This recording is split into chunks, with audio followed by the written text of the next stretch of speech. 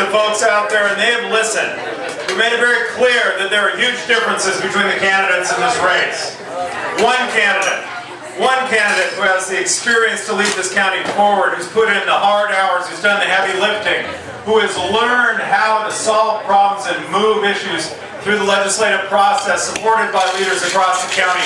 And one candidate who proudly says that she has zero experience. No, she did not lie. It's absolutely true. She does have zero experience.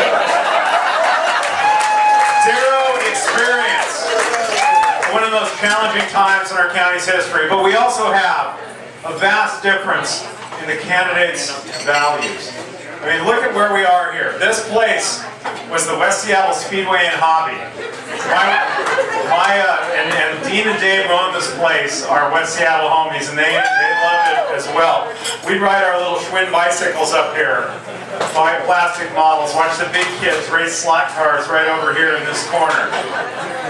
My values are born in my upbringing in this very community, and that's why I'm so happy to have this homecoming here as our very last campaign event.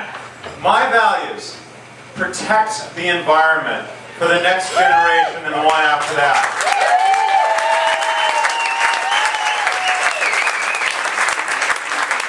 I have put in the tough work along with State Representative Sharon Nelson to protect Puget Sound, to fight the expansion of that gravel pit on Maury Island, to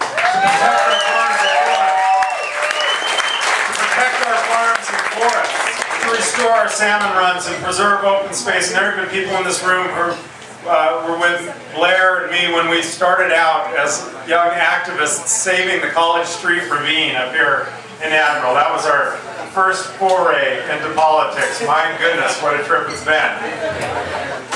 My opponent, not only supported by the state's biggest anti-environment lobby, she actually donated $1,000 to their anti-environment efforts. That's a real contrast between the candidates.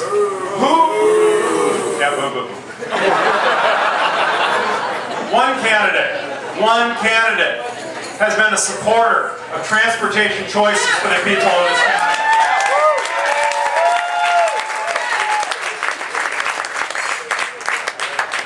On Sound Transit, I helped push that agency forward to get light rail open, to get the second light rail measure on the ballot, to get it passed, and then to recommend almost $500 million in savings to make sure we can deliver that second part of the project on time and on budget.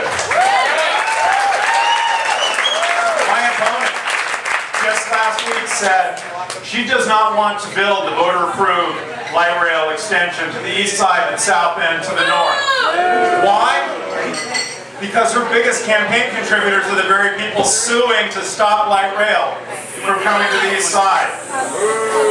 A clear choice in this race. And speaking of choices, there's only one candidate in this race who's pro-choice. And that would be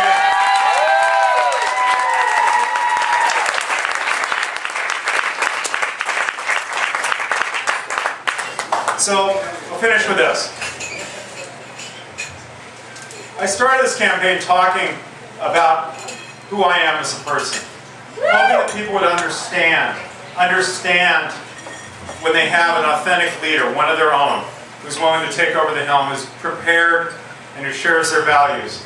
Talked about how my great-grandfather and my grandfather were both saw filers in the mills of Snohomish County, and my mom and dad right here are retired teachers. Probably half of you were in one of my mom's classes at Madison or West Seattle High School here. Nothing better than having your mom teach you your junior high school.